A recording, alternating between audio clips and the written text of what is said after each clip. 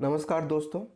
इस वीडियो में हम लोग बात करेंगे कि अगर आप इंडिया पे कोई भी प्रॉपर्टी परचेस करते हो तो इसमें इनकम टैक्स के टीडीएस की क्या एप्लीकेशन है। तो चलिए एक एक करके सारा इशू को हम लोग कवर करते हैं। पहला बात तो ये है कि अगर आप इंडिया पे कोई भी प्रॉपर्टी परचेस करते हो जिसका वैल्यू 50 लाख या उससे ज़्यादा है तो आपको इसके लिए 1% टीडीएस डिडक्शन करना होता है। आप एक के बाद एक केस लेते हैं और फिर उसका सल्यूशन हम आपके साथ शेयर करते हैं। पहला केस, आप एक प्रॉपर्टी परचेस करने जा रहे हो जिसका मार्केट वैल्यू है 48 लैक्स पर कंसिडरेशन पेमेंट है 52 लैक्स। तो क्या आपको टीडीएस काटना चाहिए? इसका आंसर है हाँ, क्योंकि 50 लाख का ऊपर का पेमेंट है। केस नंबर 2, आप इंडिया पे कोई भी प्रॉपर्टी परचेस कर रहे हो जिसका मार्केट वैल्यू है 55 लैक्स पर आप उसको पे कर रहे हो 45 लैक्स। तो क्या इसमें टीडीएस काटना चाहिए? जी हाँ, इस पे भी आपको 1% टीडीएस काटना चाहिए। भले ही आप पेमेंट 50 लाख से नीचे का कर रहे हो पर मार्केट वैल्यू जो है वो 50 लाख का ऊपर है। तो इससे क्लियर हो गया है कि इंडिया पे अगर आप कोई भी प्रॉपर्टी परचेस कर रहे हो जिसका या तो फिर मार्केट वैल्यू या फिर कंसिडरेशन पेमेंट 50 लाख का ऊपर है तो आपको 1% टीडीएस काटना ही है। ये रहा पहला डिस्कशन का मेन एजेंडा जहाँ पे सबसे ज़्यादा कन्फ्यूजन आता है। अब आता है सेकेंड पोर्शन पे कि अगर मुझे टीडीएस काटना है तो क्या मुझे टैन नंबर लेना होगा। इसका आंसर मैं आपको अभी दे रहा हूँ। देखिए, आप एक बायर है और जिससे आप ये प्रॉपर्टी ले रहे हो यानी जो सेलर है अगर वो रेसिडेंट इंडियन है तो आपको टैन नंबर लेने का कोई ज़रूरत नहीं है। भले ही वो प्रॉपर्टी 50 लाख का ऊपर का हो, 1 करोड़ का ऊपर का हो, 5 करोड़ का हो, कुछ भी हो जाए, आपको टैन नंबर लेने का कोई ज़रूरत नहीं है। पर वहीं पे अगर आप इंडिया पे कोई प्रॉपर्टी परचेस कर रहे हो और जो सेलर है वो नॉन रेसिडेंट है तो उस केस में आपको हर हाल में टैन नंबर लेने होंगे। अब आते थर्ड इशू पे कि अगर मुझे टीडीएस डिडक्शन करना है तो कितना टीडीएस डिडक्शन करना है।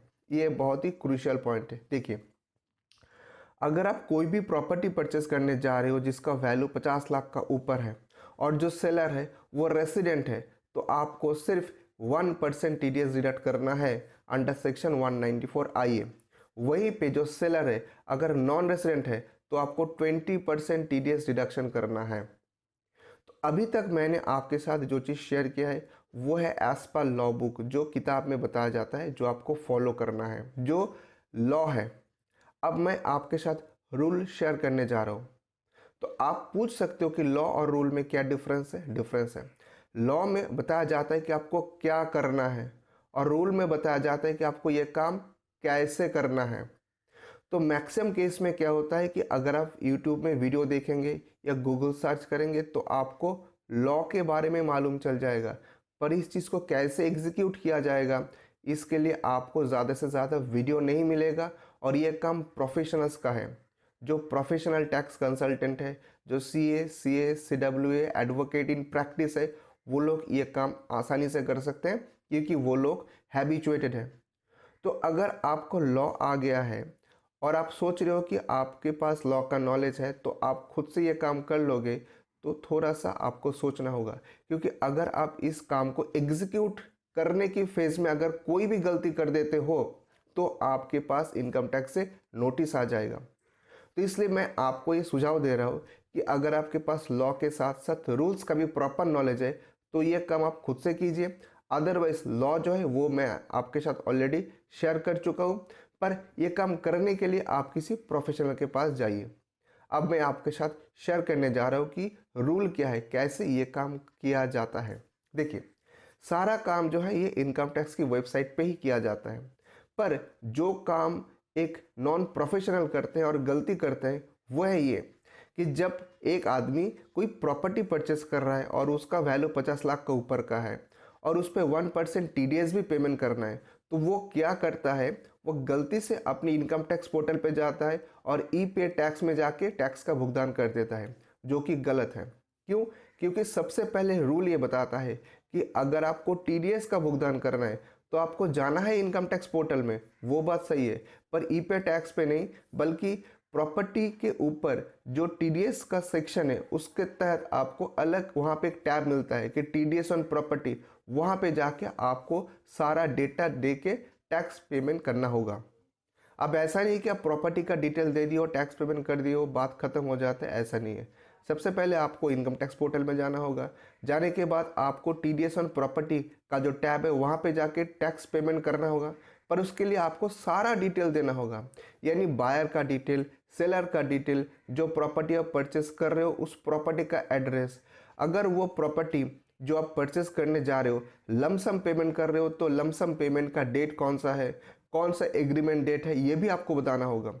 और अगर आप ईएमआई में दे रहे हो, यानी कि मेरा मतलब है कि पूरा पेमेंट जो है एक बार में नहीं बल्कि किस्तों में दे रहे हो, तो हर किस्तों के पेमेंट के साथ साथ टीडीएस भी जाएगा।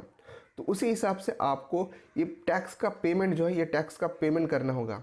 टैक्स पेमेंट करने के बाद आपके पास दो डॉक्यूमेंट हाथ में आएंगे। पहला है टैक्स पेमेंट चालान, जो इनकम टैक्स का नॉर्मल चालान जैसा ही दिखता है। सेकंड आता है फॉर्म 26 QB, ये फॉर्म है जहाँ पे सारा डिटेल लिखा जाता है। ये दो चीज़ आपको लेना है और लेने के बाद जो सेलर है उसको देना है। पर बात यहीं पे ख़त्म नहीं होता है। ये काम करने का 7 से 10 दिन बाद आपको टेक्सस पोर्टल पे जाना है और वहाँ पे जाने के बाद आपको टीडीएस सर्टिफिकेट यानी कि फॉर्म 16 पे डाउनलोड करने के लिए जो भी इंफॉर्मेशन है वो वहाँ पे दे के रजिस्ट्रेशन करना है। और फिर 24 to 48 आवर्स के बाद वहाँ पे क्या होता है, फॉर्म अवेलेबल हो जाते हैं और वो फॉर्म डाउनलोड करके आपको सेलर को देने होंगे। तो आप समझ रहे हो कि ये काम जो है बहुत ही कॉम्प्लिकेटेड काम है और यहाँ पे जितना भी प्रोसेस है वहाँ पे हर जगह पे आपको डेटा फिलअप करना है। और ये सारा डेटा कहाँ पे आएगा, ये सारा डेटा आएगा जो डीड है, जो एग्रीमेंट है, वहाँ से लेके आपको ये सारा डेटा फिलअप करना होगा। यहाँ पे बहुत सारा ऐसा चीज़ है जो आपको समझ में ही नहीं आएगा, ये आप अपना ओन परसेप्शन से करोगे और वहीं पे गलती कर दोगे।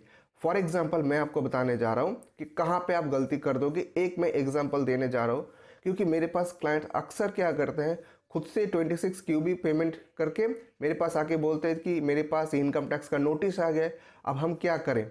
देखिए मैं आपको सिर्फ एक एग्जाम्पल देके बताता हूँ कि अगर आप खुद से करने जाओगे तो प्रॉब्लम कहाँ पे होगा। देखिए जब आप पेमेंट करने जा रहे हो इनकम टैक्स पोर्टल के अंदर, ई पे टैक्स के अंदर नहीं बल्कि टैक्स ऑन प्रॉपर्टी में, वहाँ पे आपको बहुत सारा इन्फॉर्मेशन देना है। जहाँ पे एक इन्फॉर्मेशन है date of booking, date of agreement, date of payment.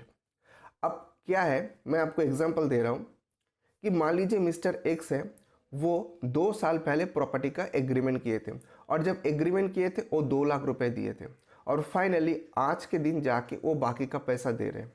तो वो क्या किया, सिस्टम में जाके गलती से 2 साल पहले का जो पेमेंट का डेट है वो डेट दे रहे हैं। तो उससे क्या हो रहा है कि सिस्टम को लग रहा है कि आप 2 साल पहले ही पूरा पैसा दे दियो और आज 2 साल बाद आके आप जो है आप 26 क्यूब रिटर्न सबमिट कर रहे हो। तो 2 साल का जो इंटरेस्ट है उसके साथ पेनल्टी ऐड करके उसका नोटिस जो है उसके पास आ जा रहा है। जबकि ऐसा नहीं है, वो 2 साल पहले तो सिर्फ टोकन मनी दिया था और आज जाके वो बाकी का जो पैसा है वो पूरा पे कर रहा है। तो जिस दिन वो प्रोमोटर को, डेवलपर को या जो सेलर है उसका पैसा दे रहा है, उसका 30 डेज के अंदर उसको 26 QB फॉर्म देना है। तो वो बिल्कुल सही काम किया, पर वहाँ पे डेटा फिटअप करने का जो जगह है वहाँ पे गलती से 2 साल पहले का डेट वो दे दिया है। तो 2 साल का इंटरेस्ट और पेनल्टी का नोटिस आ गया है और वो आके मुझे कहता है कि ये जो गलती मैंने कर दिया है आप इसको करेक्ट कीजिए। आप ये बताइए कि ऐसा सिचुएशन में हम लोग क्या करें, क्योंकि अक्सर हम लोग ये सजेशन देते हैं कि जो भी काम कोई एक्सपर्ट का काम है आप वो काम एक्सपर्ट के ऊपर रिलाई करके कीजिए। अगर आपके पास फुल नॉलेज है, अगर आप ये काम पहले कर चुके हो तो डेफिनेटली आप ये काम कीजिए, वरना ये सब बहुत ही ट्रिकी चीज़ होता है। बहुत सा जगह ऐसा है जहाँ पे आपको मालूम नहीं होगा कि कहाँ पे आप गलती कर दोगे, पर आप गलती अगर कर दोगे तो वो रेक्टिफाइड नहीं है, रेक्टिफिकेशन किया नहीं जा सकता है।